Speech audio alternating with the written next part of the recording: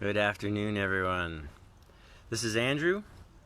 This is day 20 of my 30 days to 500K challenge put on by Bill Allen of 7-Figure Flipping.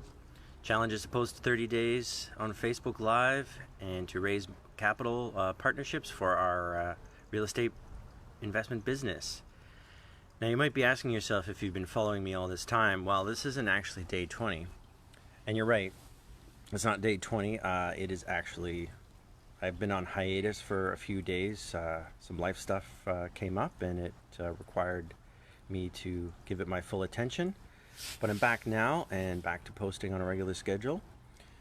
So, life throws you hiccups, right? And sometimes you need to stop and deal with what's in front of you. And in this case, it was something that deserved my full respect and attention. But as for, life throwing you curveballs and stuff like that, I just wanted to talk about the whole concept of having to pivot in real estate, and sometimes your plan A doesn't really work. Hey Joe, how are you? So when you're buying properties in real estate investing, you have to keep in mind backup plans. Sometimes you need a plan A, a plan B, and a plan C. Now it's best to at least have two exit strategies. Now you're not necessarily exiting, but end goals. In this case, I'm going to talk to you about a student rental that me and a partner purchased in Windsor. It is in the student neighborhood, and originally when we bought it back in January, the idea was to make what's kind of known as a luxury student rental. Now, luxury student rental essentially means that a lot of student rentals are pretty ghetto or very basic. So I was attempting to make a nice, completely new, fresh, clean, higher standard student rental. Thanks, Corey. So we did a full renovation. Everything, literally everything in this house is brand new.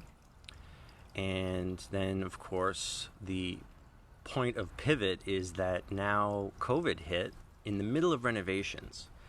So we were hoping, when it all first happened, that school would be back in September, that it was a summer sort of issue that was happening, and everything would be back under control.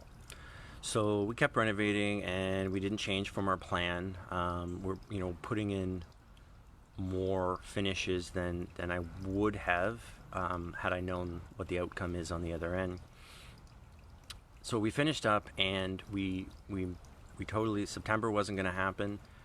The University of Windsor actually put out a notice that they weren't going to be opening until at least January. So we tried anyway to do student rental. There are still some students around.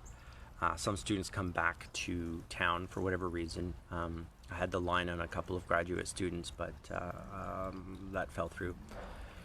In any event, we couldn't get any students, so then we shifted and we said, well, could we make this a family rental? Now, it's not in the ideal neighborhood for a family rental, but it is configured in such a way that it could work. It's not such a uniquely student environment. The house next door has a family in it. So we tried that. It took us a little while to find the right fit, but we ended up finding a family for August 1st. Yay! It was vacant for a month, and actually in that month we had a break-in and somebody sleeping in there. So that's another story.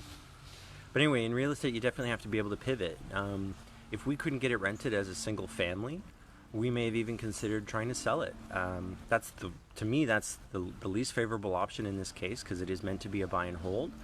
But the Windsor market has picked up again, and we definitely would be an option. I don't know if we'd get what we need out of it, because we had just finished renovating, so it's kind of already at its peak value, and we would need to get a little bit more. But anyway, so the fact of the matter is, shit happens, and you need to know going in what you're going to do in certain scenarios. Now, I can't predict every scenario, but you got student rental, single family rental, sale. Those are three options.